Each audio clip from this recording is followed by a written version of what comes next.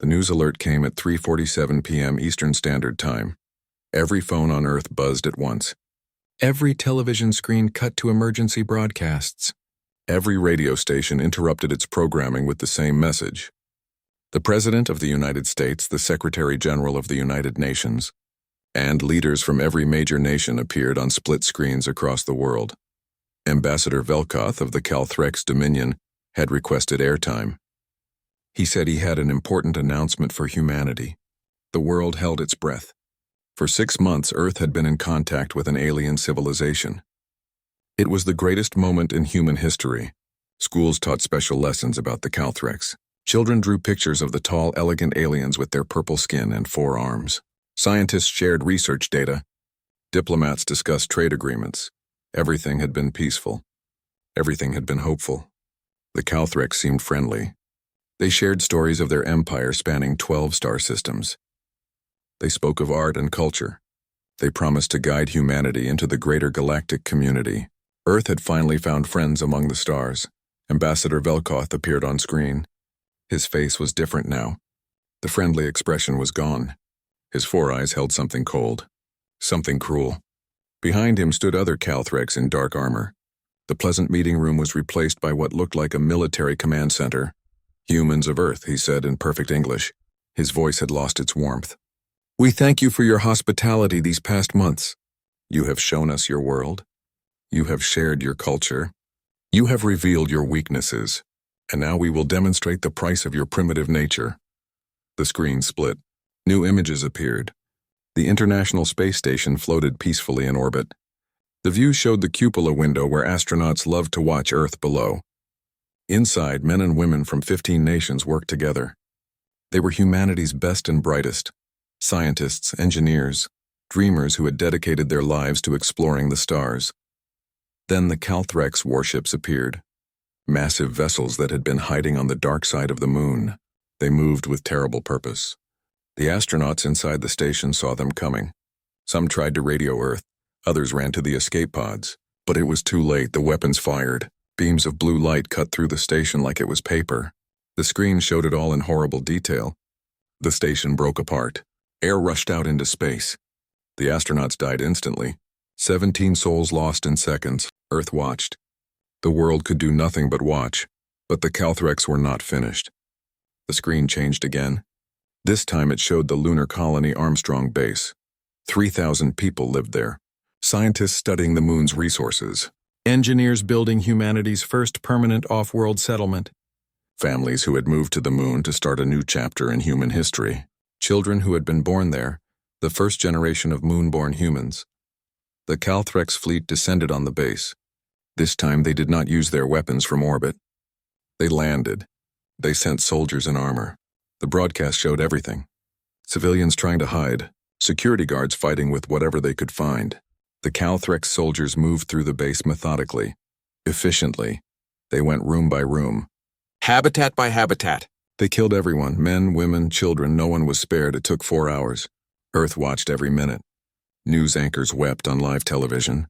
World leaders tried to establish communication with the Calthrex fleet. Every message was ignored. The aliens wanted Earth to watch. They wanted humanity to understand its helplessness. The screen split again. Mars colony appeared.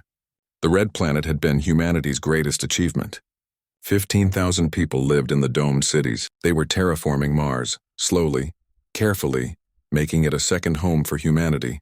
The colony had farms under massive greenhouses, schools, hospitals, parks, where children played in the reduced gravity.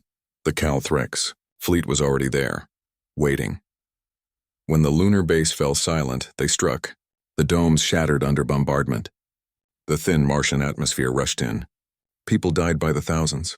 Some suffocated when their sections lost pressure. Others froze in the -60-degree cold. The Calthrex broadcast it all. They wanted Earth to see the bodies. The frozen children. The families who died holding each other. 7 million humans died that day. 7 million lives ended while billions watched. The Calthrex made it entertainment. They added commentary describing their efficiency. They showed statistics of their kill counts. They laughed. Ambassador Velkoth returned to the screen when it was over. "This is what happens to vermin who think they deserve a place among the stars," he said. His 4 eyes gleamed with satisfaction. "Your species is a plague. You breed too quickly. You consume resources. You fight among yourselves. You are primitive, disgusting, weak. We have watched you for 6 months. We know everything about you. Your technology is childish. Your weapons are toys. Your unity is a lie." He paused. Let the words sink in. Let Earth feel its powerlessness. "You have 30 days. Surrender your world to the Calthrex Dominion. Submit to our rule. Accept your place as a slave species. Or we will return. We will destroy your cities one by one. We will broadcast each death. Each city will burn while you watch. Beijing, Delhi, Tokyo, New York, London, all of them. Everyone. We will make Earth a memorial to the price of defiance." The broadcast ended. Every screen went dark. The world fell into stunned silence. In homes across Earth, people sat frozen. Parents held their children. The elderly wept for the future that would never come. Young people who had dreamed of exploring the stars now stared at screens showing the bodies floating in space. But the silence did not last. In Moscow, an old general stood from his chair. His hands shook with rage. In Washington, the president slammed her fist on the table. In Beijing, military commanders looked at each other with cold understanding. In Mumbai, scientists stopped crying and started calculating. In Seoul, engineers pulled up blueprints for weapons systems. In Tel Aviv, strategists began making plans. The Calthrex had made a mistake. They had studied humanity for 6 months. They had learned about human art, human music, human diplomacy, human culture, but they had not studied human history. They did not understand what humans became when cornered. They did not know about the wars, the conflicts, the terrible weapons humans had built to fight each other. They saw a divided species, but they did not see that nothing unites humans faster than a common enemy.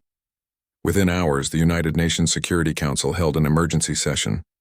For the first time in history, every nation voted the same way. Unanimous: Russia and America, China and Japan, India and Pakistan, Israel and Palestine, North Korea and South Korea. Nations that had been enemies for generations. All of them agreed. The resolution was simple, one word. One concept that humans understood better than any other species in the galaxy: war. The vote passed. Military bases around the world received the same order. Total mobilization. Every soldier, every pilot, every sailor, every resource, every factory, every laboratory. The entire species focused on one goal: survival, revenge, victory. In orbit above Earth, the Calthrex fleet settled into position. Their ships formed a blockade. They expected Earth to panic, to riot, to tear itself apart. They expected humanity to beg for mercy, to offer anything to avoid more death. 30 days. That was all the time the Calthrex had given. They were confident. Why would they not be? They had superior technology, faster ships, better weapons. They had destroyed Earth's off-world colonies without taking a single casualty. Humans were no threat. But the Calthrex did not know about NORAD, the massive military complex buried deep in a Colorado mountain. They did not know about the similar facilities under the Ural Mountains, or beneath the Himalayas, or hidden in the Australian outback, facilities that had been built during the Cold War, designed to survive nuclear war, equipped with weapon systems that could end human civilization 3 times over. The Calthrex did not know about Project Damocles, the secret program that had been running for 50 years. Ever since the first UFO crashes in the 1940s, humanity had been reverse engineering alien technology. Not Calthrex technology, something older, something found in crashed ships that had been hidden in hangar bays and underground laboratories. Technology that world governments had kept secret even from their own people. The 30-day countdown began. On the surface, Earth appeared to descend into chaos, protests, riots. The news showed humans fighting each other, looting, panic. The Calthrex watched from orbit and felt satisfied. This was what they expected: primitive creatures destroying themselves. But beneath the chaos, humanity worked. Factories that had built cars now built weapons. Scientists who had studied medicine now studied ways to kill. Engineers who had designed bridges now designed instruments of war. The chaos was theater, a performance for alien eyes. While the Calthrex watched the surface, humanity prepared in secret. In the NORAD command center, Admiral Sarah Chen stood before a holographic display. She was 53 years old, a career officer. She had commanded carrier groups, led peacekeeping missions, negotiated treaties. But now she had one job, one purpose. She was the supreme commander of Earth's defense. Every military asset on the planet answered to her. Every weapon, every soldier, every secret project status report, she said. Her voice was calm, cold. The voice of someone who had made peace with what needed to be done. Around her, officers worked at stations. Screens showed data streaming in from around the world. Satellite feeds, radar, intelligence reports. A young lieutenant looked up. All systems are online, Admiral. Project Damocles is ready. The kinetic satellites are in position. EMP weapons are charged. Our stealth shuttles have rescued the ISS survivors. Nuclear arsenal is armed and ready. The civilian evacuation of coastal cities is 90% complete. Our allies report similar readiness, Chen nodded. She looked at the display showing the Calthrex fleet. 47 ships, each one the size of an aircraft carrier, each one capable of destroying a city in minutes. They floated in orbit like predators waiting for prey to die. Confident, arrogant, they thought they had already won. Open a channel, Chen said. All frequencies. I want the Calthrex to hear this. I want the world to hear this. The lieutenant worked quickly. Channel open, Admiral. You're broadcasting on every frequency. Earth, the Calthrex fleet, everything. Chen looked at the camera. Her face appeared on screens around the world. In homes, in bunkers, on phones. Even on the Calthrex command ship, Ambassador Velkoth saw her face appear. He smiled. This would be the surrender. The begging. The humans would offer anything to save their pathetic world. But Chen did not beg. She did not plead. She simply looked into the camera and spoke. Ambassador Velkoth, you said you studied us for 6 months. You learned about our art, our music, our culture. You learned about our diplomacy, our desire for peace, our hope for the future. But you never asked about our history. You never studied our wars. You never learned what humans become when someone threatens our children, when someone kills our families, when someone tries to make us slaves. She paused, let the words hang in the air. You wanted to teach us about power. You wanted to show us our place in the universe. You wanted us to fear you. Well, class is in session, and you are about to learn what happens when you make humanity angry. The transmission ended. On the Calthrex command ship, Velkoth laughed. Empty threats from a dying species. What could these primitive creatures do? Their technology was centuries behind. Their weapons were toys. Earth would burn. The humans would die. And the Calthrex would take the resources they needed. But in the NORAD command center, Admiral Chen was not making threats. She was making promises. She turned to her officers. Her expression was ice. Begin Operation Reckoning. Show them what humans do to anyone who hurts our children. Around the world, humanity prepared. The 30 days were over. The Calthrex had issued their ultimatum. Now Earth would give its answer. Not with words, not with diplomacy, but with fury, with violence, with the full weight of human rage focused on a single purpose. The aliens had made a terrible mistake. They had thought humans were prey. They were about to learn that humans were something far more dangerous. They were survivors. They were warriors. They were the species that had climbed from caves to stars despite every obstacle, despite disease, despite war, despite themselves. And now, with everything they loved threatened, humanity would show the galaxy what that really meant. The Calthrex fleet hung in Earth's orbit like vultures circling a corpse. Ambassador Velkoth sat in his command chair watching the planet below.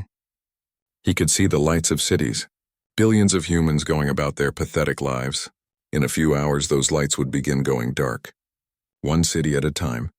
The deadline had passed. The humans had not surrendered. So now they would die. It would be beautiful, educational. The galaxy would learn what happened to species that defied the Calthrex dominion.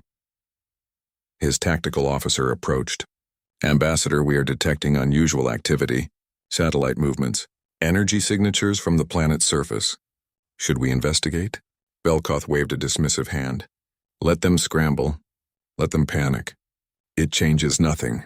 Begin targeting the first city, Beijing. 3 billion people in the region. Let us see how defiant they remain when they watch their capital burn. But 2,000 kilometers below the command ship, deep inside Cheyenne Mountain, Admiral Chen watched different screens. Her command center hummed with activity. Officers called out status reports. Technicians verified systems. Weapons specialists armed payloads. This was not panic. This was precision. The culmination of 70 years of secret preparation. General Marcus Williams stood beside her. He was 72 years old, a veteran of every conflict for the past 50 years. He had been part of Project Damocles since its inception. Now he would see it used. All assets report ready, Admiral. Project Damocles satellites are active. EMP weapons are charged. Nuclear arsenal is armed. Our allies confirm readiness. Russia, China, India, Europe, everyone. We are go for Operation Reckoning. Chen nodded slowly. She thought about the 7 million dead. The children who died on Mars. The families killed on the moon. The astronauts murdered on the space station. She thought about every human who had died while the world watched helplessly. This was for them. This was for everyone who the Calthrex thought were weak, primitive, vermin. General Williams, she said quietly. Tell me about Project Damocles. The real story, not the sanitized version we tell politicians. Williams looked at the holographic display showing the alien fleet. It started in 1947, Roswell. You know that story. What you do not know is that the crash was not an accident. Something shot that ship down. We found the wreckage. 3 bodies. Technology we could not understand. President Truman ordered it classified. Top secret. Above top secret. But we studied it. Took us decades to figure out the basics. The propulsion system. The weapons. The materials. He pulled up files on a nearby screen, blueprints, technical specifications, test results. We built prototypes in the 1970s. They failed. Exploded mostly. Killed 300 scientists. But we learned. By the 1990s, we had functioning systems. Nothing like the original. Crude copies. But they worked. We disguised them as regular satellites. Space debris. The Calthrex scanned Earth for 6 months. They found our nuclear weapons, our conventional military, but they never found these, because they were not looking for their own technology. Chen studied the display. Hundreds of dots surrounded Earth, each one a satellite, each one disguised as junk. Space trash, broken equipment, old rocket stages. But each one contained a kinetic kill vehicle, a weapon that could accelerate to a fraction of light speed, weapons designed to destroy ships traveling faster than any human vessel. The Calthrex have shields, Williams continued, energy shields, designed to stop lasers, plasma weapons, particle beams, all the standard weapons that advanced civilizations use. But kinetic weapons, mass accelerated to extreme velocity, their shields were not designed for that. We tested it, not on their ships, obviously, but we ran simulations based on the technology we found in Roswell. The math works. Their shields will fail. Chen pulled up another display. This one showed massive installations on the planet's surface, hidden facilities in mountains, underground bunkers, research stations disguised as power plants. And the EMP weapons? Electromagnetic pulse weapons, Williams said, based on our nuclear research from the Cold War, but enhanced, modified using alien technology. When we detonate them, they will create a pulse that cascades through anything with organic circuitry. The Calthrex use biological technology. Living ships. Their systems are partially organic.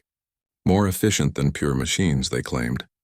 But that makes them vulnerable. Our EMP will propagate through their networks like a virus.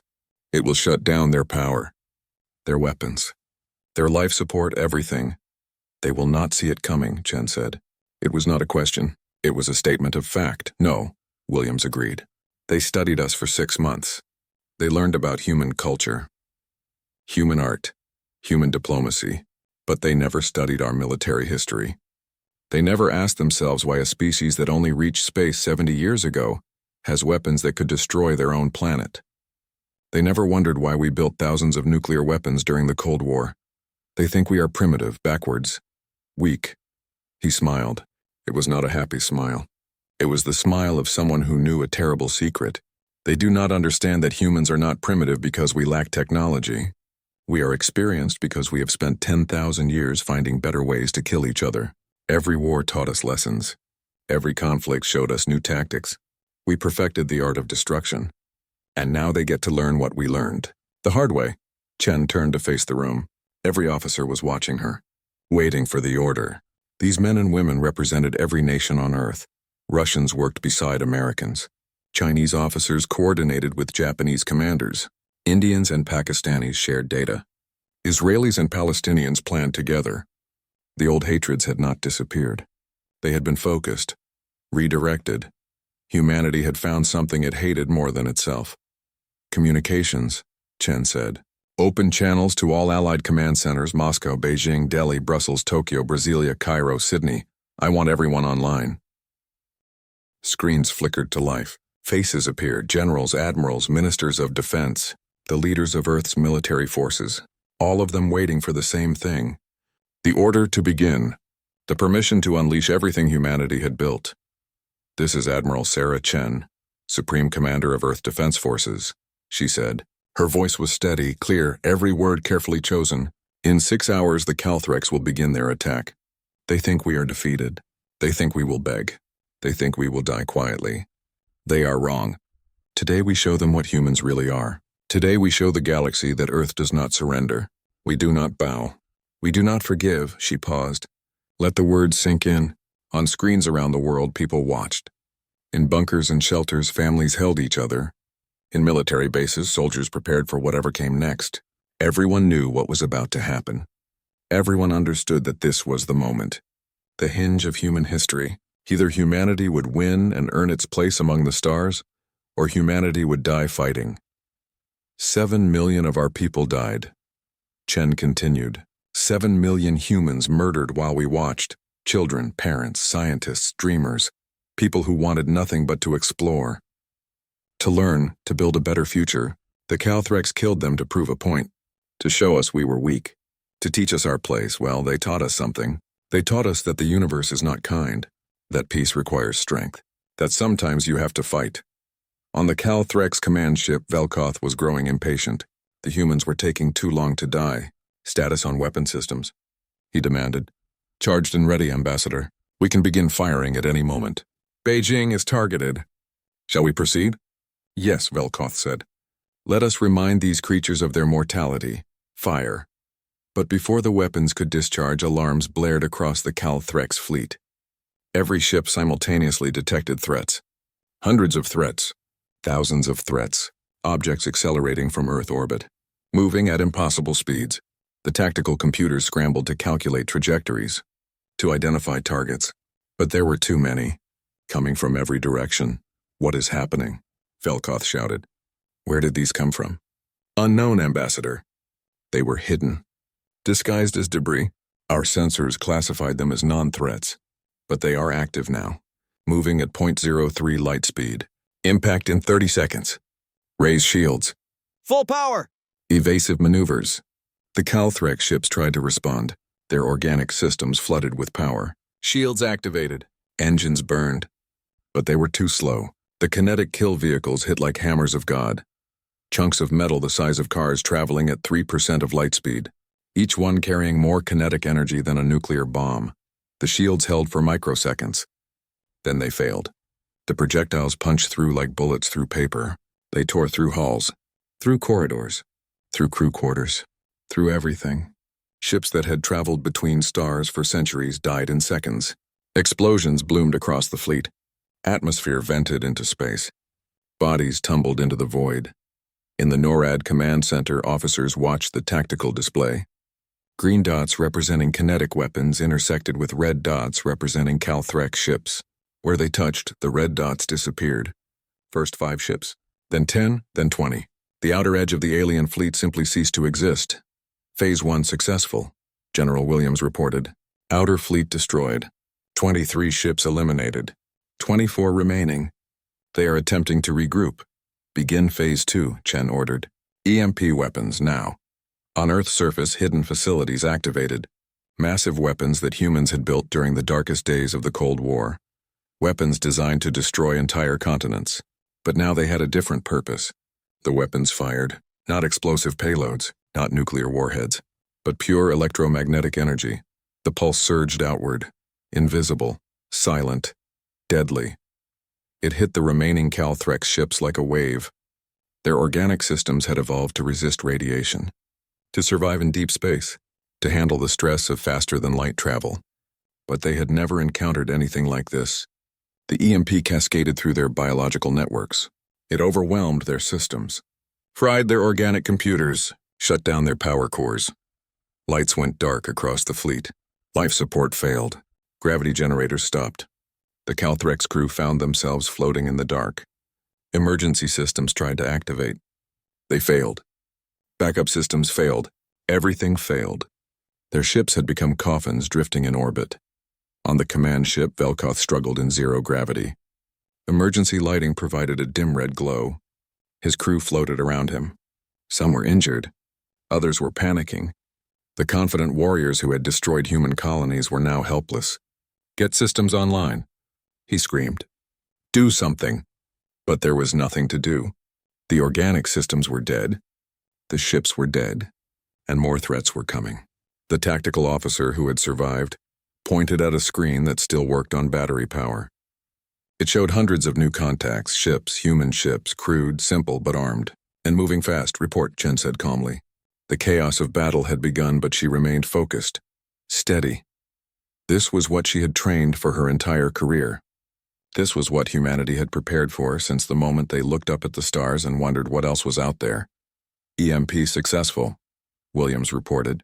"All Calthrex ships are dark. No power signatures. No weapons. No shields. They are helpless. Phase 3 forces are launching now. Phase 3. The final phase. The human counterattack. For 30 days humanity had been building, retrofitting, converting every available spacecraft into a weapon. Commercial satellites equipped with missiles. Old space shuttles armed with nuclear warheads. Military spacecraft that had been hidden for decades. Even the ISS survivors who had been rescued by stealth shuttles had volunteered. They piloted ships now. Ships loaded with every weapon humanity could pack into them. The launch sites were everywhere.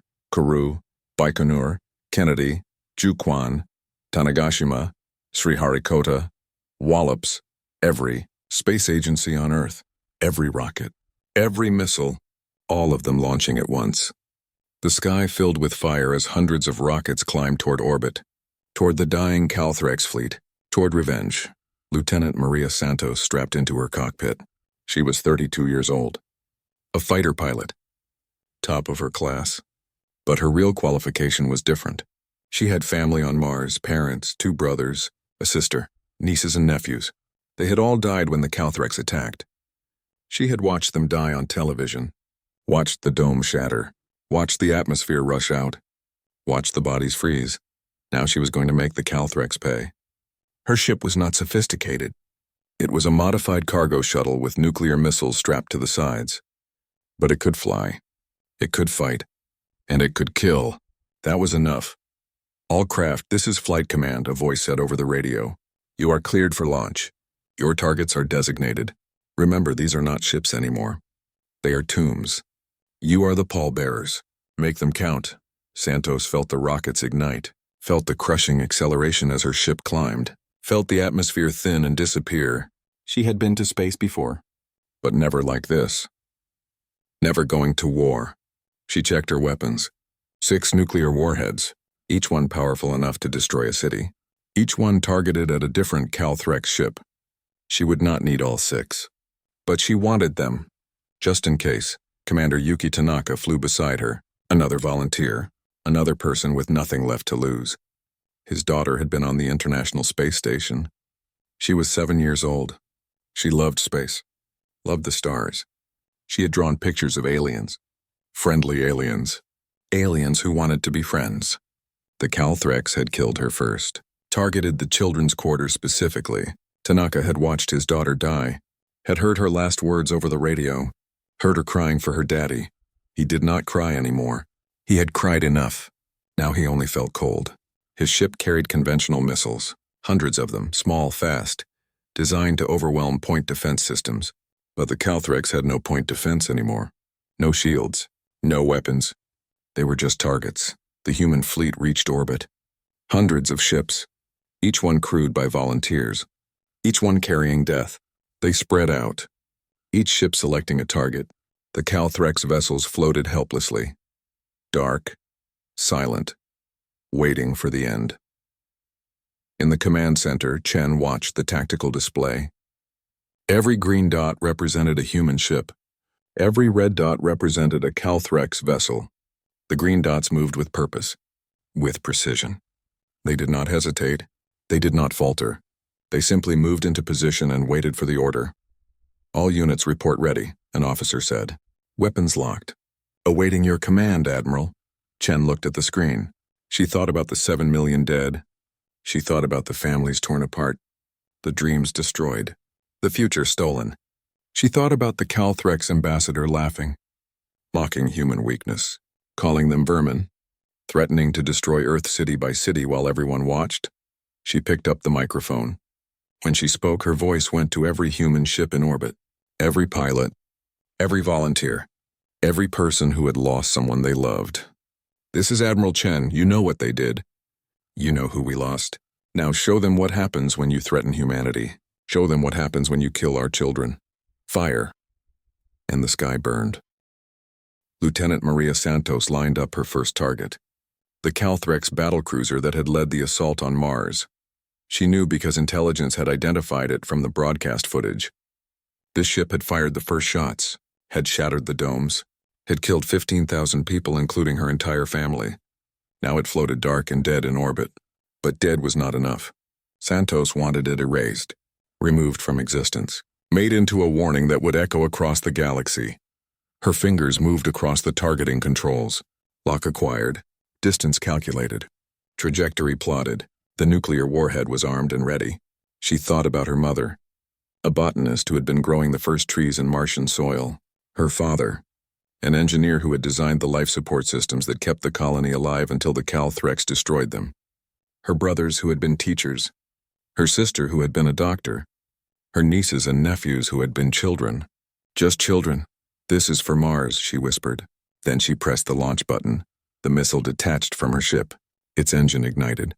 It streaked toward the Calthrex battlecruiser. 5 seconds of flight time. 4, 3, 2, 1. Impact. The nuclear warhead detonated. A miniature sun bloomed in space. The explosion tore through the dead ship. Metal vaporized. Corridors collapsed. The ship broke in half. Both pieces tumbled away, trailing debris and bodies. But Santos was not finished. She had 5 more warheads. 5 more targets. She moved to the next ship. And the next? Each one received the same treatment. Each one died the same way, quickly, efficiently, without mercy, because the Calthrex had shown no mercy to Mars. They had killed civilians, families, children. They had made it entertainment. So Santos made their deaths functional, mathematical. Cold Commander Yuki Tanaka was fighting his own battle. His ship danced through the orbital debris field, moving fast, changing direction constantly, using tactics that fighter pilots had developed over 100 years of air combat. The Calthrex could not respond. Their ships were dead, but Tanaka flew like they were still dangerous, like they might wake up at any moment. Old instincts. Good instincts. He targeted the command ship, the vessel where Ambassador Velkoth had made his broadcast, where the alien leader had laughed at human weakness, where they had planned the murder of 7 million people. Tanaka could see it through his cockpit window. Massive, dark, silent. Somewhere inside that ship, Velkoth was floating in zero gravity, probably scared, probably begging his crew to fix the systems, to get weapons online, to do something. Tanaka selected his entire payload, 300 missiles, all of them. He wanted this ship to understand, to know what was coming, to feel the fear that his daughter had felt. "This is for every child you murdered," he said. "This is for my daughter. This is for everyone who will never see their families again. This is from Earth." With hate, he fired. 300 missiles launched in a wave. They spread out, surrounded the command ship. Then they struck. Not all at once. In sequence, one after another. Each explosion tearing into the hull. Each impact weakening the structure. The ship lasted 30 seconds under the assault. Then it broke. Not cleanly. It shattered. Pieces flew in every direction. Some pieces were large sections of hull, some were small fragments, some were bodies. On the NORAD command center screens, the tactical display showed the battle in real time. Red dots disappeared one by one. Calthrex ships dying under human weapons. Each death was confirmed, verified, recorded. This was not just war. This was documentation. Evidence that humanity had fought back.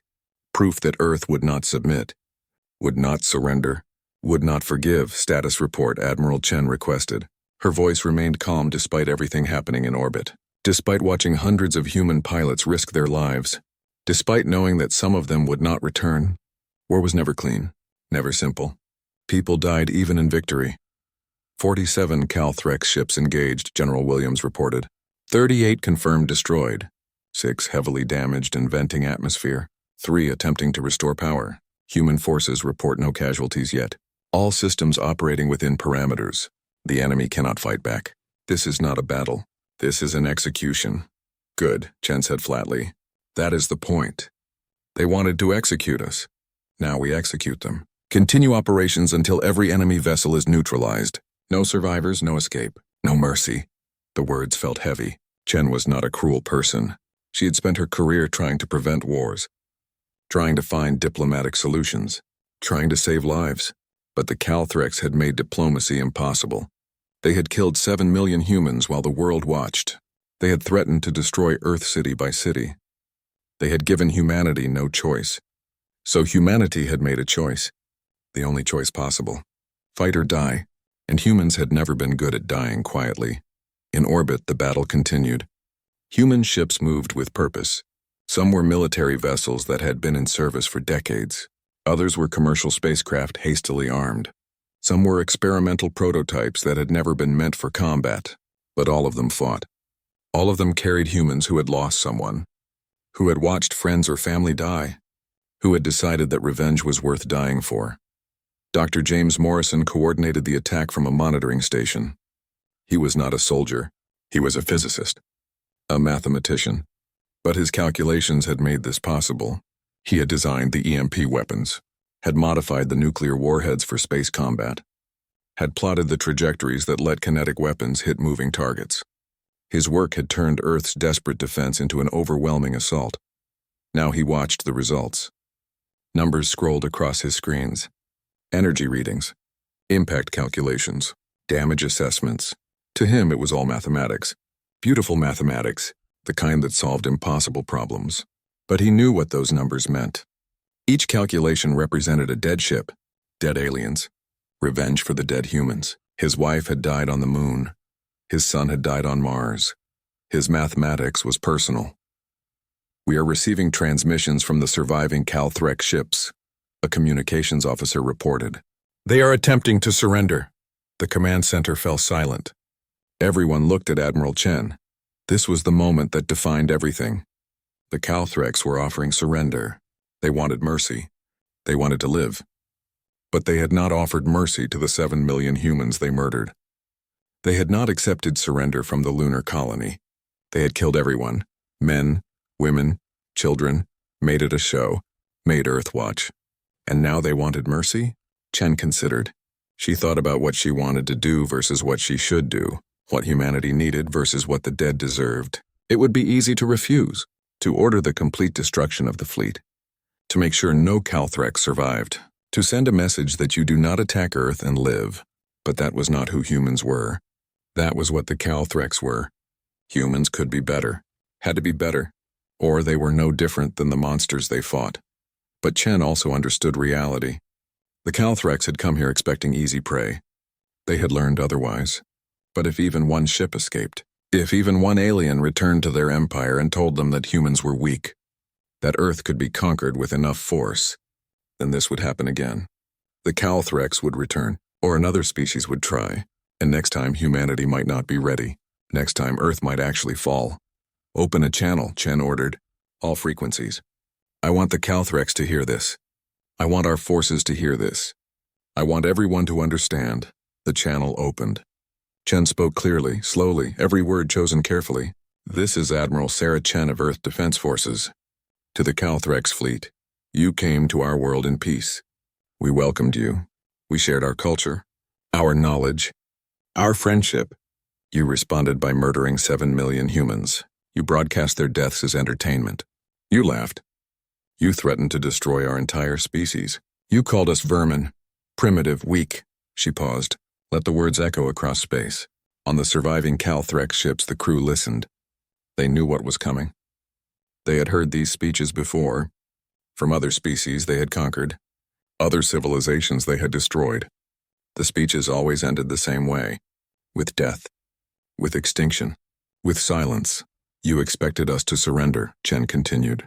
To beg, to die quietly. You were wrong. We fought and we won. Your fleet is destroyed. Your forces are dead or dying. You have lost, completely, totally, and now you ask for mercy. You ask us to be better than you were, to spare your lives when you spared no one, to show compassion when you showed only cruelty. Another pause. Chen could see the tactical display, the remaining Calthrex ships, 3 of them. Badly damaged, drifting, helpless. It would be so easy to destroy them. One command. 3 ships gone, no witnesses, no survivors. A complete victory. Here is Earth's answer, Chen said. We are not you. We do not murder prisoners. We do not kill the helpless. We do not broadcast executions as entertainment. We are human, and that means something. Your surviving ships have 2 options. Option 1, surrender unconditionally. Power down all systems. Submit to boarding. Your crew will be taken as prisoners of war and treated according to international law. They will receive medical care, food, water. They will live. Eventually, when your empire understands what happened here, they will be returned. She let that sink in. Mercy. Humanity was offering mercy. After everything the Calthrex had done, Earth was offering survival. Some of the human officers looked shocked. Others looked angry. But they said nothing. Chen was in command. Her decision was final. Option 2, Chen said, her voice hardening. Refuse surrender. Attempt to escape. Attempt to fight. If you choose this option, we will destroy you. Completely, without hesitation. Without mercy. You have 5 minutes to decide. Choose wisely. The transmission ended. The command center remained quiet. Officers watched their screens, tracking the 3 surviving ships, waiting to see what the Calthrex would do. Would they surrender? Would they try to run? Would they choose death over capture? Admiral, General Williams said quietly, some of our pilots are requesting permission to ignore any surrender. They want to finish this, all of it.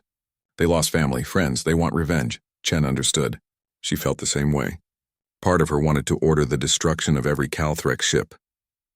To make sure none of them survived. To send a message so clear that no species would ever threaten Earth again. But she also understood the consequences. If humanity became the monsters, if they killed prisoners, if they showed no mercy, then they became no different than the Calthrex. And Earth deserved better. The dead deserved better. Tell them no, Chen ordered. If the Calthrex surrender, we accept it. If they resist, we destroy them. But we do not execute prisoners. We are not them. We will never be them. That is what makes us human. That is what makes us worth defending. 2 minutes passed. Then 3. The Calthrex ships remained silent. No communications. No movement. Just drifting in the debris field that had been their fleet. Maybe they were arguing. Maybe they were preparing to run. Maybe they were already dead from life support failure. 4 minutes. Lieutenant Santos positioned her ship for a final attack run. Commander Tanaka reloaded his missile systems. Both of them waited for the order. Ready to finish what they started. Ready to make the Calthrex pay for every human death, but also ready to stand down if ordered. Because they were soldiers, and soldiers followed orders. Even when those orders hurt. 4 minutes and 30 seconds. A transmission came through. Weak, barely readable, but clear enough. This is the Calthrex vessel Honor of the Dominion. We surrender. Unconditionally, our systems are down. We have wounded. We request medical assistance. We accept your terms. Then another transmission. This is the Calthrex vessel Swift Justice. We also surrender. We have casualties. We accept your terms. And a third. This is the Calthrex vessel Eternal Glory. We surrender. We accept your terms. 3 ships. 3 crews. Probably 500 aliens total. Out of the 10,000 that had come to conquer Earth. 95% casualties. The Calthrex fleet had been annihilated. The survivors were broken, defeated, scared. They had come expecting easy prey. They had found apex predators instead. All units, this is Admiral Chen, she broadcast. The Calthrex have surrendered. Stand down from attack operations. Begin recovery procedures. Medical teams, prepare for wounded prisoners. Security forces, prepare for boarding operations. Everyone else stand by for further orders. This battle is over. Earth has won. The command center erupted in cheers. Officers hugged each other. Some wept with relief. Others simply sat down exhausted. The battle had lasted 6 hours. 6 hours of constant action, of death and destruction, of revenge and justice. 6 hours that had changed everything. Earth had been attacked by a superior force. And Earth had won, but Chen did not cheer. She looked at the tactical display showing the debris field. Hundreds of pieces of destroyed ships, thousands of dead aliens, and somewhere among that debris, pieces of the 7 million humans who had died. The space station, the lunar colony, the Mars settlement. Those deaths had started this, and nothing would bring them back. Victory did not erase loss. It only proved that the loss had not been in vain. General Williams approached. He looked tired, old. The battle had aged him years and hours. "We did it," he said quietly. "We actually did it. Earth survived. Humanity survived." "Yes," Chen agreed. "But at what cost? 7 million dead, billions traumatized. And now the galaxy knows we exist, knows we can fight, knows we have weapons. Some species will respect that. Others will see it as a challenge. This is not the end. This is the beginning. Everything changes now." Williams nodded slowly. He understood. The Calthrex would return to their empire. The survivors would tell their story, and then other species would hear. Earth had defended itself. Earth had won. That message would spread. Some aliens would avoid Earth, would respect human strength, but others would see it as an opportunity, a chance to test themselves against the new warriors, a chance to succeed where the Calthrex failed. "Then we prepare," Williams said. "We build, we train. We make sure that if anyone else tries this, they fail even faster than the Calthrex. We make Earth strong. Strong enough that no one dares attack. Strong enough that we never have to watch our people die again." Chen looked at the tactical display one more time. At the debris, the destroyed ships, the survivors surrendering, at the human vessels standing guard. Victory, but at such a terrible price. "Send a message," she said. "To all nations. To all governments. To everyone. Tell them the Calthrex fleet has been destroyed. Tell them Earth is safe. Tell them we won, but also tell them that this is just the beginning. Tell them we have 30 days to prepare for whatever comes next, because something will come, and we need to be ready." The message went out, across Earth, across the orbital stations, across every communication network. Humanity had won its first battle among the stars. But everyone understood that it was only the first of many. The galaxy had learned about Earth, and Earth had learned about the galaxy. Neither would ever be the same again. "Here is Earth's answer," Chen said. "We are not you.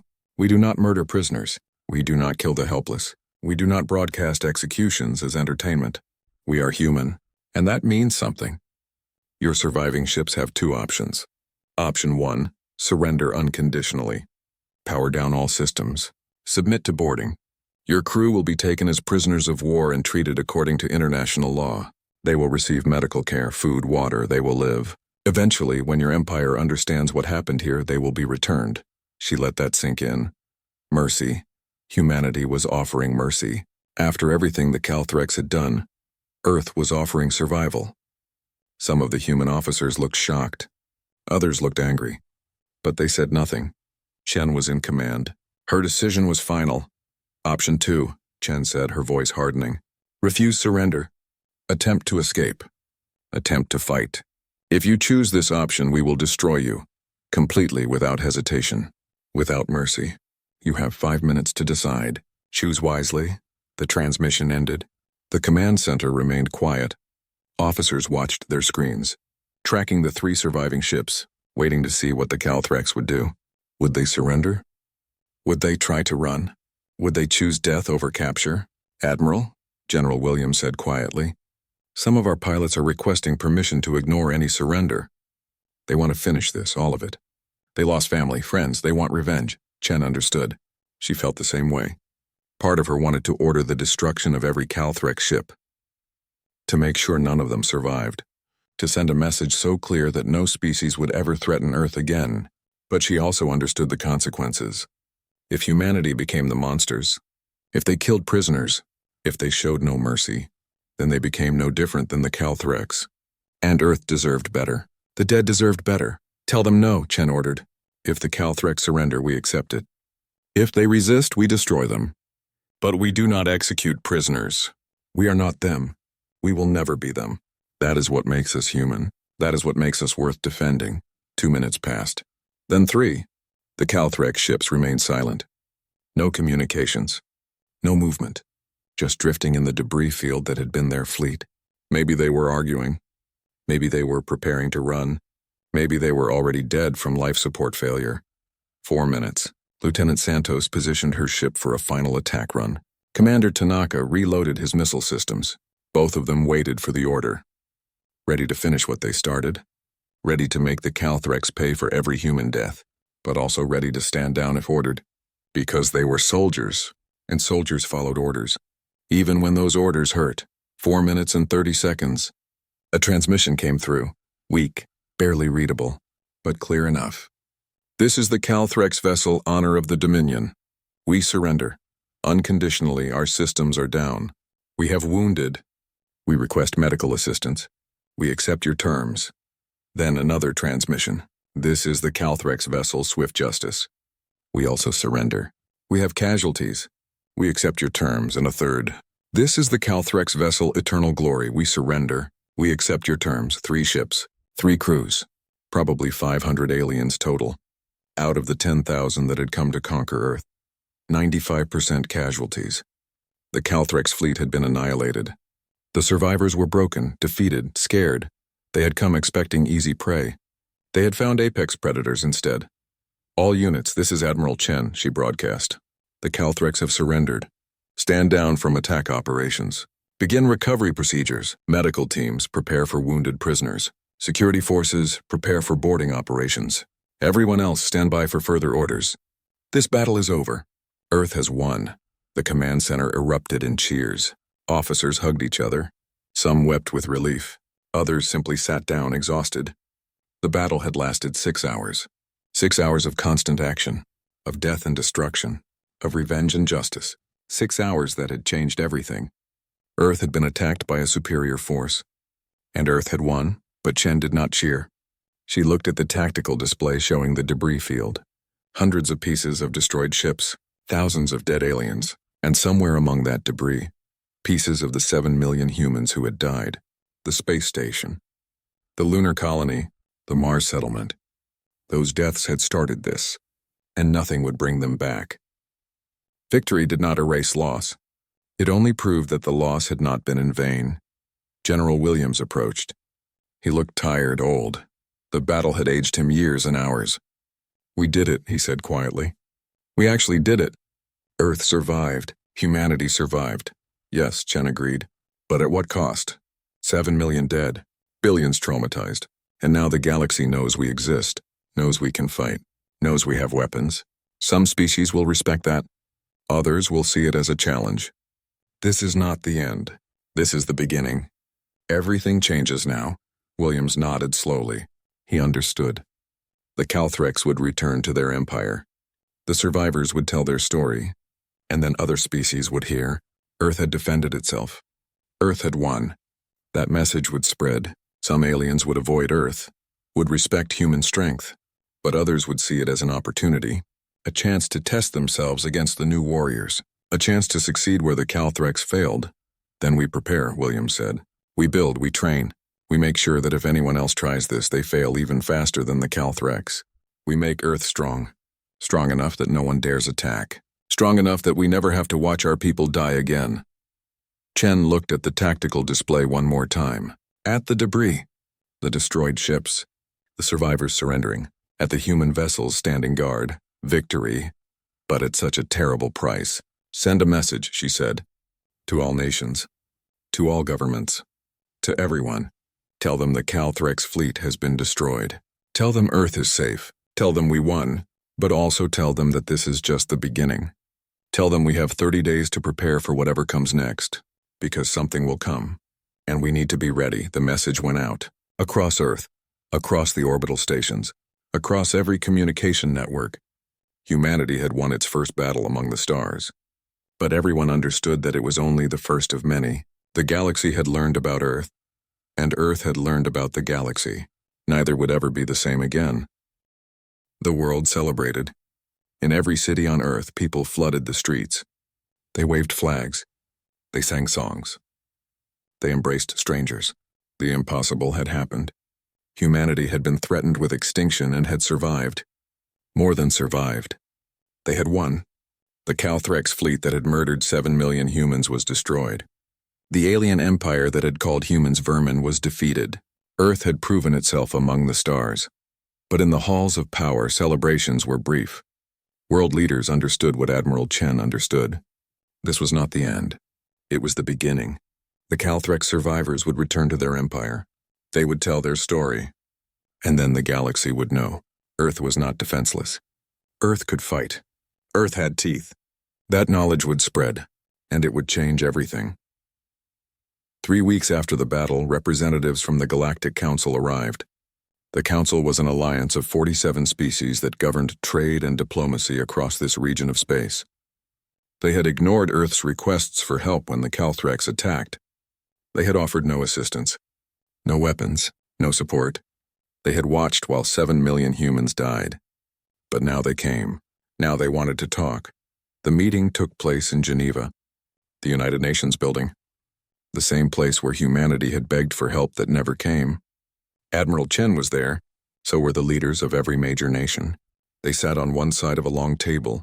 On the other side sat the council representatives, 7 aliens from 7 different species, each one elegant, sophisticated, ancient.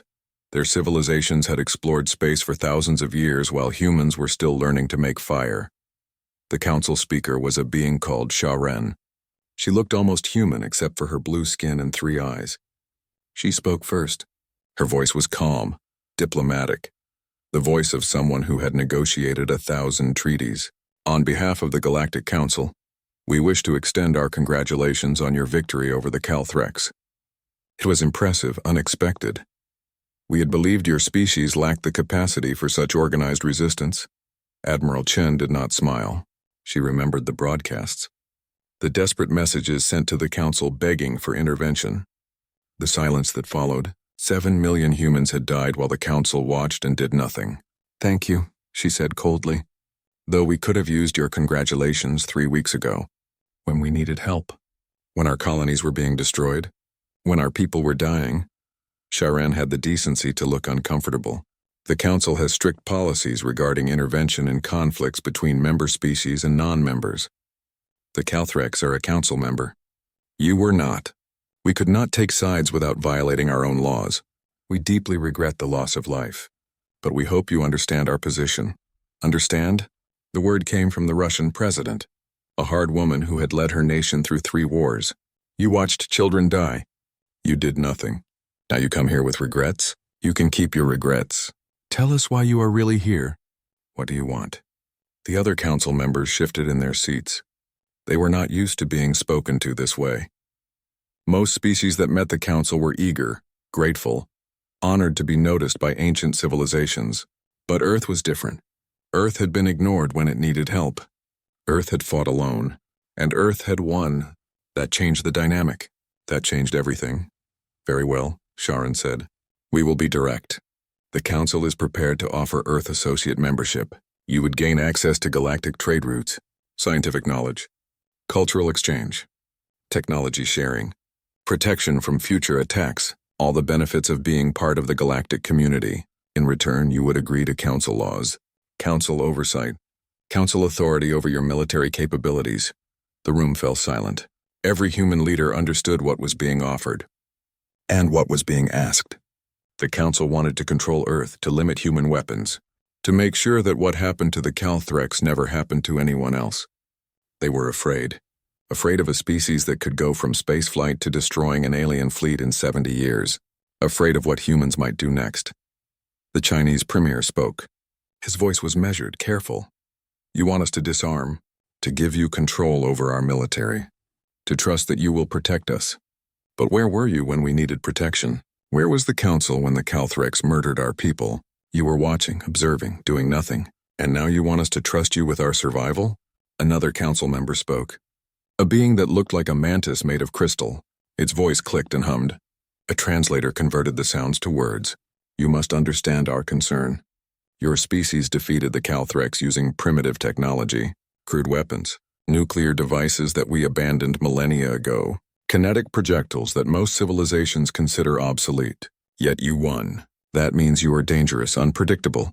If we do not guide you, if we do not control you, you could become a threat to the entire galaxy. Admiral Chen stood. She looked at each council member in turn, studied them. These were beings from civilizations that had existed for thousands of years. They had explored the galaxy, built wonders, created art and culture beyond human imagination. But they were also beings who had watched 7 million humans die and done nothing, who had let children freeze in space, who had ignored desperate pleas for help. And now they wanted control, wanted authority, wanted to make sure humanity never threatened them. Let me make something clear, Chen said. Her voice was ice. Earth will never give up control of its military. Not to you. Not to anyone. We learned a lesson. A hard lesson.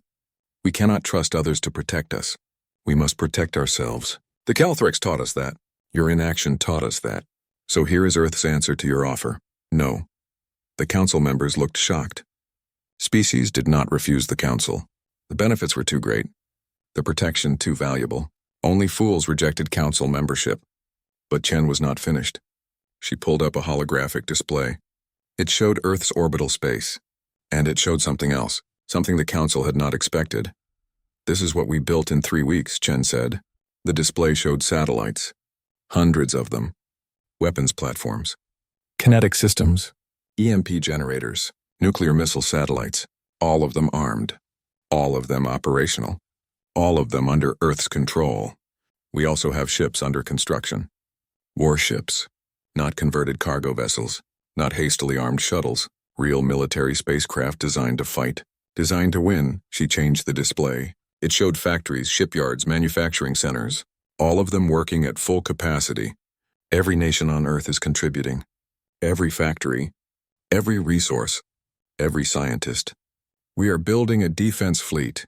Not just to defend against the Calthrex, but to defend against anyone. We will never again watch our people die while we beg for help that does not come. Sharon stood. Her 3 eyes narrowed. You are making a mistake. The galaxy is vast. There are threats you cannot imagine. Species that make the Calthrex look peaceful. Without council protection, you will not survive. You need us, maybe, Chen agreed. But we do not need your control. Here is what Earth will accept. Trade relations. Cultural exchange. Scientific cooperation. Friendship with species that want friendship. But Earth remains independent. Earth keeps its weapons. Earth makes its own decisions. If you want to help, help. If you want to trade, trade. But do not ask us to give up our sovereignty. That is not negotiable. The meeting ended badly. The council representatives left angry. They had expected gratitude. They had expected Earth to be desperate for their help. Instead, they found a species that refused to submit. A species that had tasted victory and wanted more. A species that would rather fight alone than accept control. The council did not understand humans. But they would learn. Everyone would learn. 2 months after the battle, Earth launched its first true warship. They named it the UESS Retribution. It was not the biggest ship ever built. Not the most advanced. But it was designed for one purpose, war. It had weapons derived from Project Damocles. Shields based on captured Calthrex technology. Engines that could outrun anything the Council had. And a crew of humans who had all lost someone to the Calthrex attack. Lieutenant Maria Santos was its captain. She had proven herself in the battle. Had destroyed 6 Calthrex ships single-handedly. Had volunteered for every dangerous mission. Now she commanded Earth's first dedicated warship. It was an honor. But also a burden. She represented humanity among the stars, and she would make sure the galaxy understood. Earth was not prey. Earth was not weak. Earth would fight anyone who threatened it. The launch ceremony was broadcast worldwide.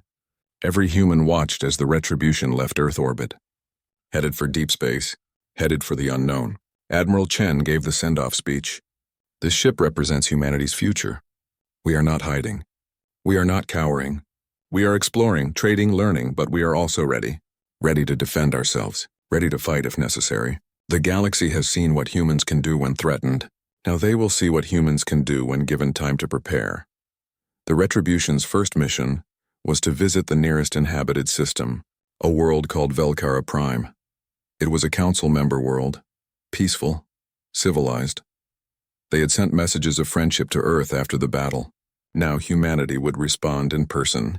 The journey took 3 weeks using the faster-than-light drive that human scientists had reverse-engineered from the Roswell crash. When the retribution arrived, the Velkarans greeted them with ceremony, with respect. They had watched the battle footage that Earth had broadcast. They had seen how humans fought, how humans won. They understood that this new species was not to be trifled with. The Velkaran president met with Captain Santos personally. They discussed trade, science, culture, but also defense. The Velkarans wanted to know if Earth would consider mutual defense pacts, alliance agreements, partnership. "We are interested," Santos told them, "but understand this. Earth does not submit to anyone. We are equal partners or we are nothing. We will help you if you need it. But we expect the same. When the Calthrex attacked us, no one helped. That will not happen again. If we are allies, we stand together. Or we are not allies at all." The Velkarans agreed. They became Earth's first true alien allies. Other species followed. Small nations, independent worlds, species that the Council ignored or controlled. They saw in Earth something different. A species that refused to bow, that fought for itself, that demanded respect rather than begging for it. One by one, they made agreements with humanity. Trade deals, technology exchanges, defense pacts. Earth was building a coalition, an alternative to Council control. And the Council was worried. 6 months after the battle, the Calthrex Empire sent a delegation, not to attack, to negotiate.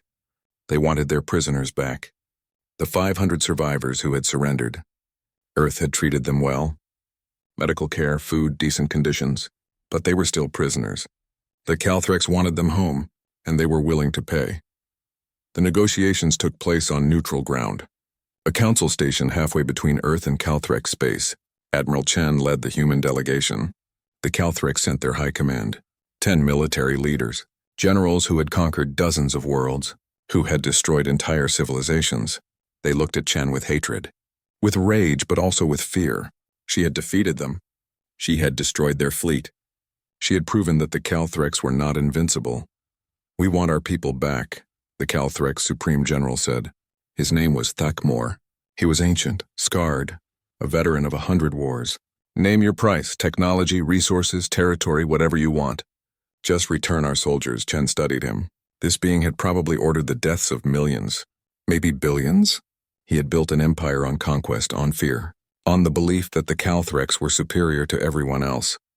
And now he was begging, not with words, but with actions. He needed those prisoners back, needed to show his empire that he could still succeed, that he was still in control. "Here are our terms," Chen said. "First, you will pay reparations for every human killed, 7 million lives. We want compensation for their families, for the rebuilding of our colonies, for the cost of our defense. The total is 10 trillion credits, non-negotiable. Second, the Calthrex Empire will recognize Earth's sovereignty. You will sign a non-aggression treaty. You will never enter our space without permission.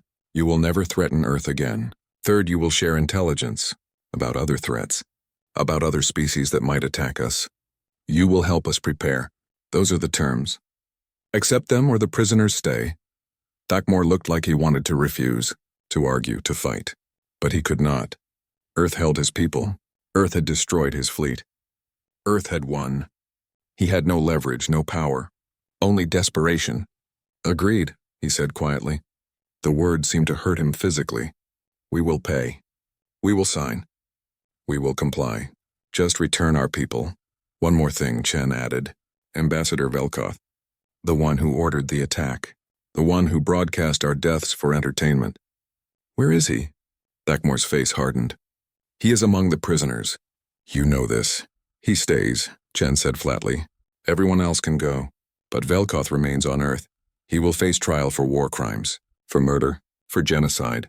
He will answer for what he did. That is not negotiable. He is a high-ranking official, a member of our government. You cannot keep him." "Watch us," Chen replied. "He ordered the deaths of 7 million humans. He laughed about it. He broadcast their executions. He threatened to destroy our entire species. He is a war criminal, and he will be tried as one.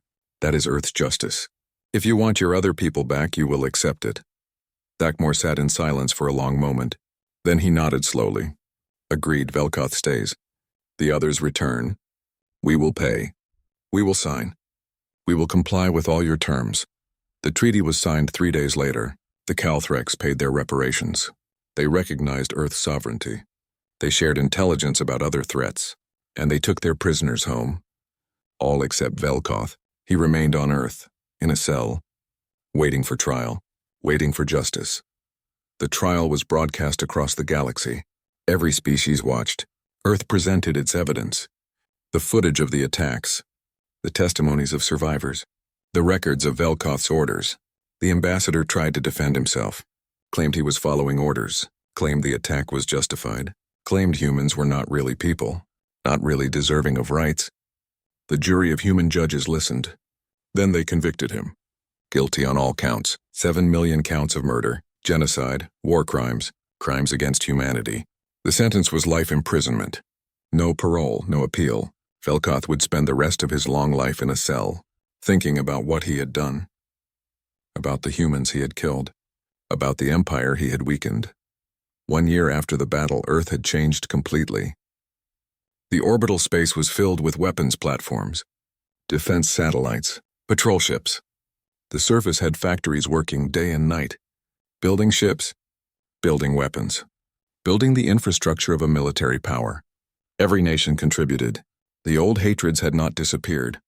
Humans still argued, still competed, still disagreed, but they did it while building ships together, while training soldiers together, while preparing for the next threat together. Admiral Chen stood on the bridge of a new ship, the UESS Defiance, bigger than the Retribution, more powerful, more advanced. It was the flagship of Earth's growing fleet.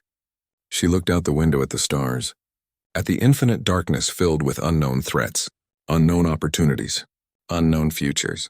Earth had survived its first contact with hostile aliens, had won its first war among the stars, but she knew this was just the beginning.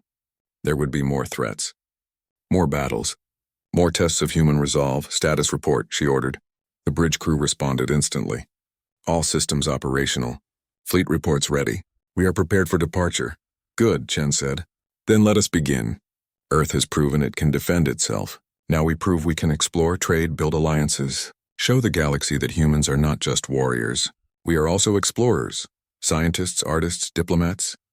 We are everything the Calthrex said we were not. Set course for the frontier. Let us see what else is out there. And let us make sure everyone knows. Earth is not afraid. Earth is ready. Earth will never again watch its children die. The Defiance powered up its engines. The crew took their positions, and Earth's flagship jumped to faster-than-light speed, heading for the unknown, heading for the future. Humanity had earned its place among the stars. Now it was time to see where that place would lead. 5 years after the Calthrex attack, Earth had become something new, something the galaxy had never seen before. Not a passive species waiting for protection, not a primitive culture struggling to understand the cosmos, but a power, a force, a nation among the stars that demanded respect and received it. The transformation had been total, complete, irreversible. Earth's fleet now numbered 300 ships. Some were massive carriers that could deploy fighter squadrons. Others were fast destroyers built for patrol and reconnaissance. There were cruisers armed with weapons that made the Calthrex fleet look primitive, research vessels that explored distant systems, medical ships that offered aid to species in need, cargo vessels that carried trade goods across dozens of worlds. Every ship flew the flag of Earth, every crew was human, and every captain knew their mission. Protect humanity, explore the galaxy, never let anyone forget what happened when you threatened Earth. Captain Maria Santos now commanded the UESS Vengeance. It was the newest ship in the fleet, the most advanced. Built with technology that combined human innovation with alien science, it had shields that could withstand sustained bombardment, weapons that could crack a planet's crust, engines that could outrun anything in known space, and a crew of 500 humans who had all volunteered for the most dangerous missions. Today, the Vengeance was on patrol near the frontier, the edge of known space where new species were still being discovered, where pirates operated, where threats lurked. The ship's sensors detected a distress signal. It was faint, distant, but clear. Someone was calling for help. Santos ordered her crew to investigate. That was what Earth's ships did now. They helped. They protected. They showed the galaxy that humans were not just destroyers. They were also guardians. The Vengeance dropped out of faster-than-light travel near the source of the signal. What they found was a massacre. 3 civilian ships floating dead in space. Their hulls were torn open. Their crews dead. Around them circled 4 warships. Pirates. They were Calthrex. Not military vessels, but criminals. Outcasts from the Empire who had turned to raiding. They were attacking another civilian ship. Trying to board it. Trying to steal its cargo and kill its crew. All hands to battle stations, Santos ordered. Her voice was ice. 5 years had not softened her hatred of the Calthrex, had not made her forget her family dying on Mars, had not erased the memory of watching the domes shatter. Weapons hot. Shields up. Let us remind these creatures why their empire fears us. The Vengeance's appearance changed everything. The pirate ships detected the human vessel immediately. They knew what it was. Everyone knew about Earth's ships now. Everyone knew about Earth's weapons. The pirates tried to run, tried to escape.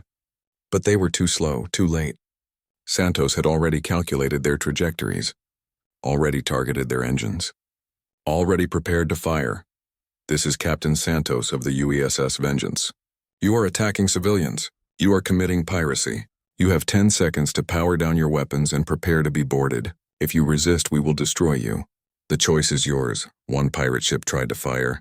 Its weapons locked onto the Vengeance. That was a mistake. Santos did not wait, did not hesitate. The Vengeance's main guns fired. Particle beams crossed the distance in microseconds. They hit the pirate ship's reactor. The ship exploded, became a brief star, then became nothing, just debris tumbling through space. The other 3 ships surrendered immediately. Powered down, waited for boarding. Santos sent teams to secure them, to arrest their crews, to save the civilians they had been attacking. The rescued species was called the Meridian, a peaceful culture of traders and explorers. They had no military, no weapons. They relied on the Galactic Council for protection. But the Council patrols had not arrived. Earth had arrived instead. The Meridian captain thanked Santos personally. She was a small being with 4 arms and kind eyes. You saved us. We thought we would die. The Council ships were hours away. You arrived in minutes. How did you know we needed help? We patrol these regions, Santos explained.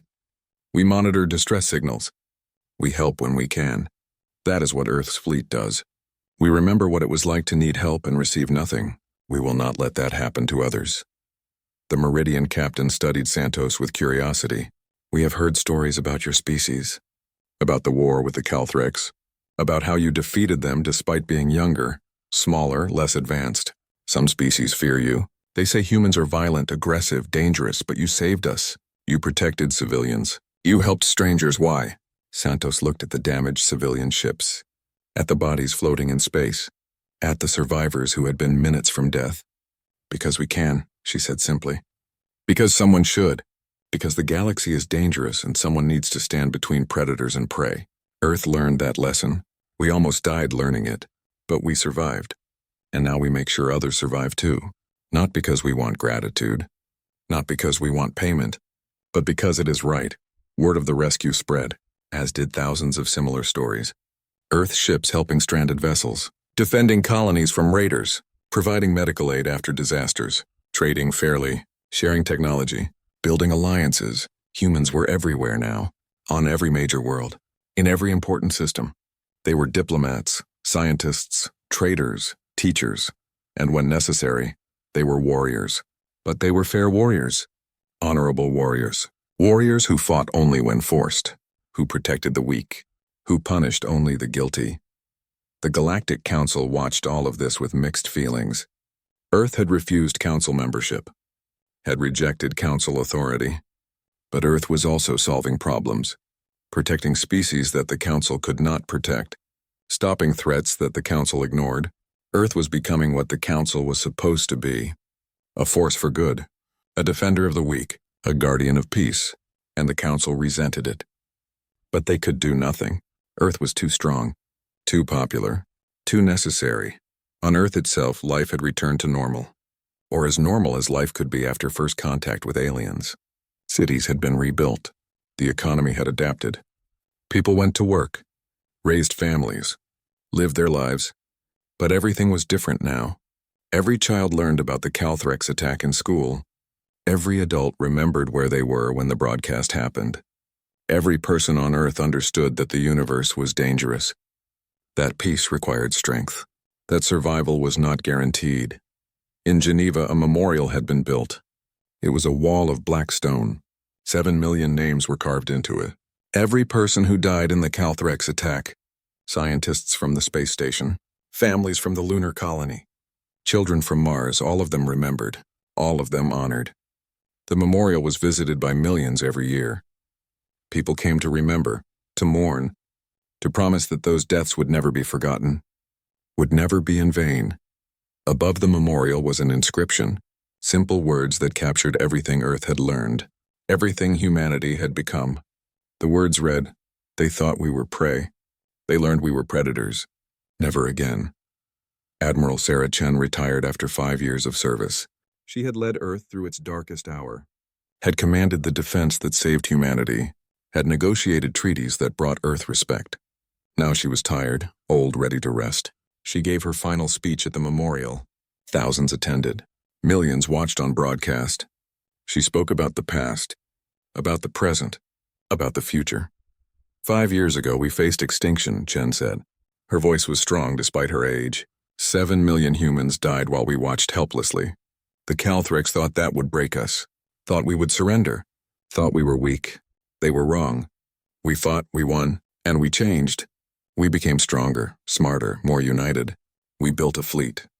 We made allies. We earned respect. Not through conquest. Not through cruelty, but through strength and justice.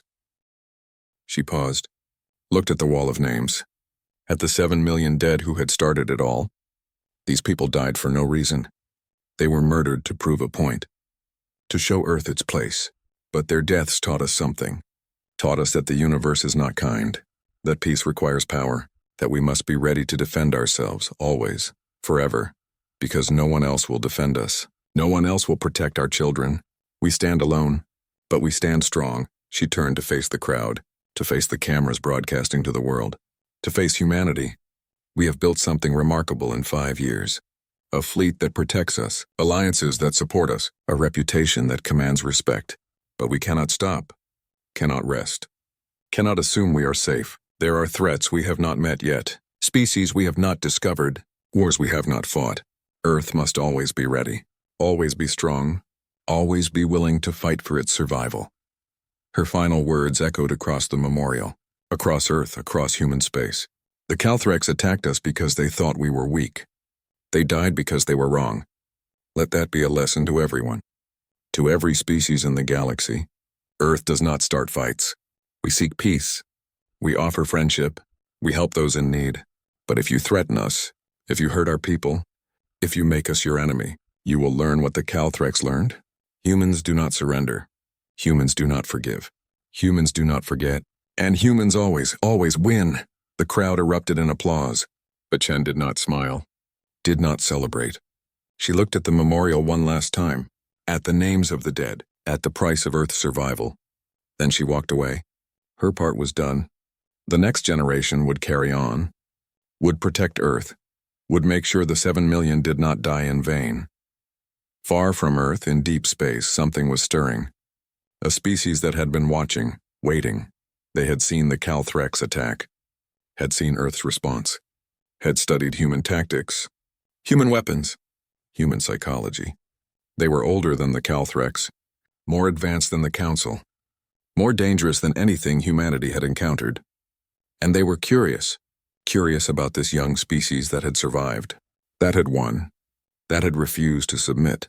Their scouts approached Earth's territory, probed the defenses, tested the responses. Human ships detected them, challenged them, asked for identification.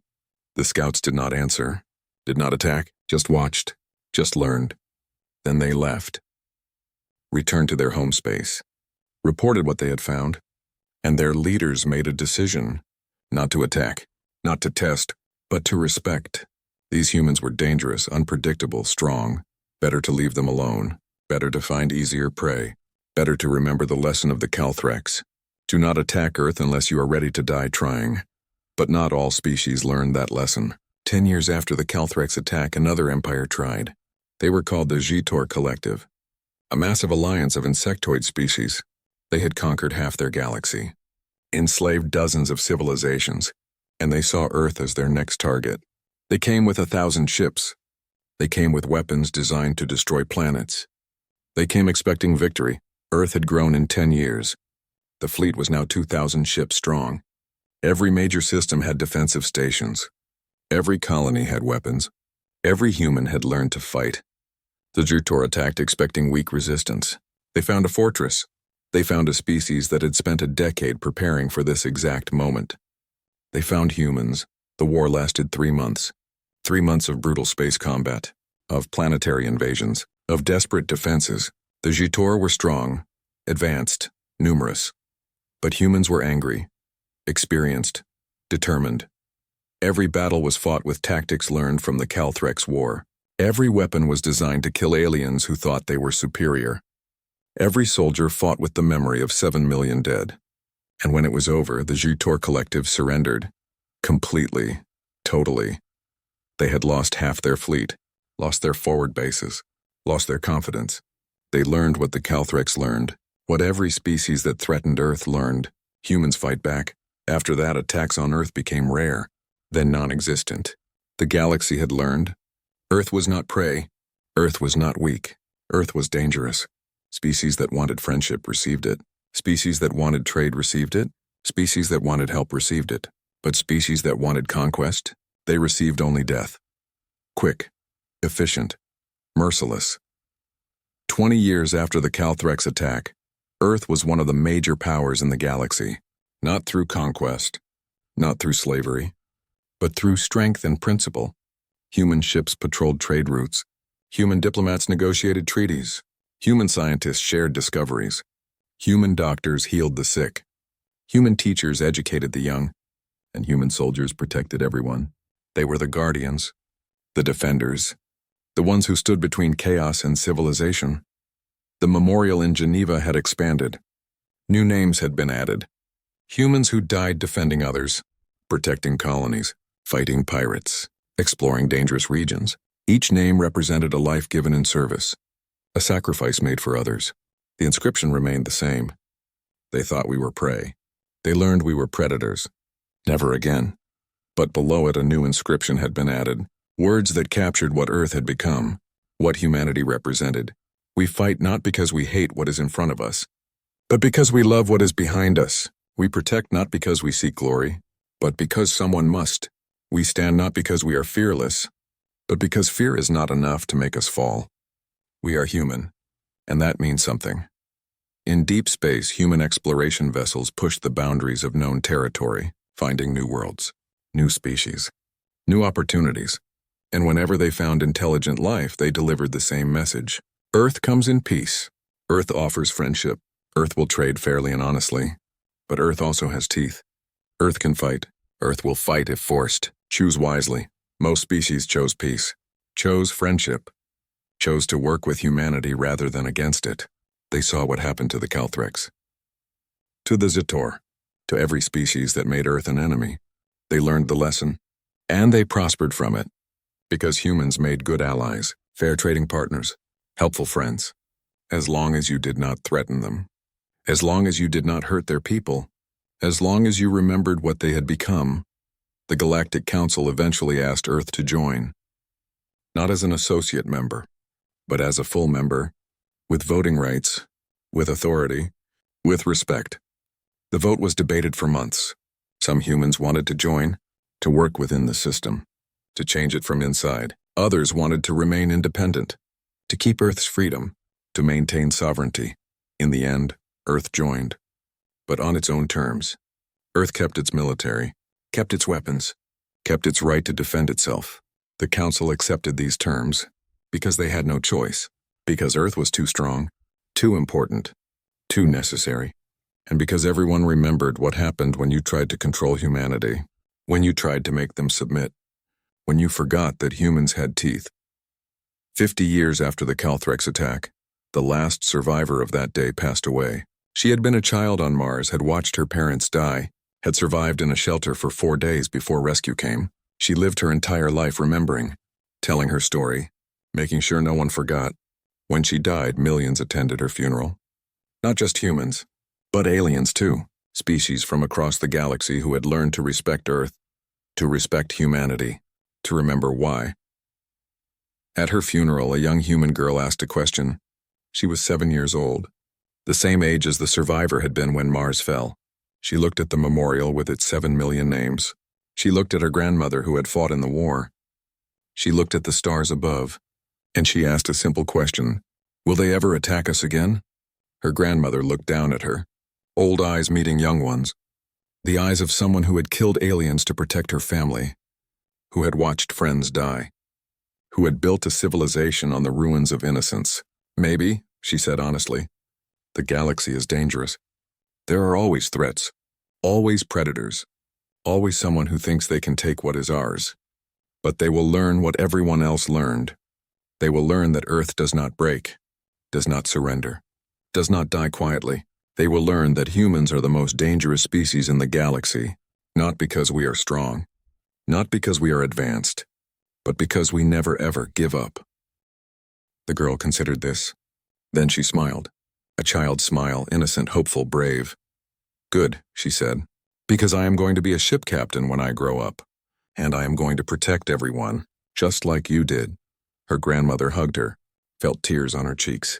Tears for the past, for the dead, for the innocence that had been lost, but also tears of pride, because this was what the 7 million had died for, not for revenge, not for victory, but for this moment, for this child, for the future she represented, for the humanity that would continue, that would grow, that would protect itself, that would never again watch its people die without fighting back.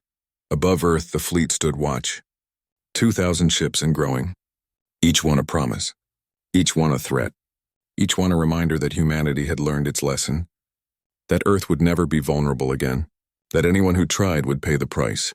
The Calthrex had taught humanity that lesson, had paid for it with their fleet, with their pride, with their confidence, and that lesson echoed across the galaxy, whispered among species, taught to new civilizations, remembered by old empires.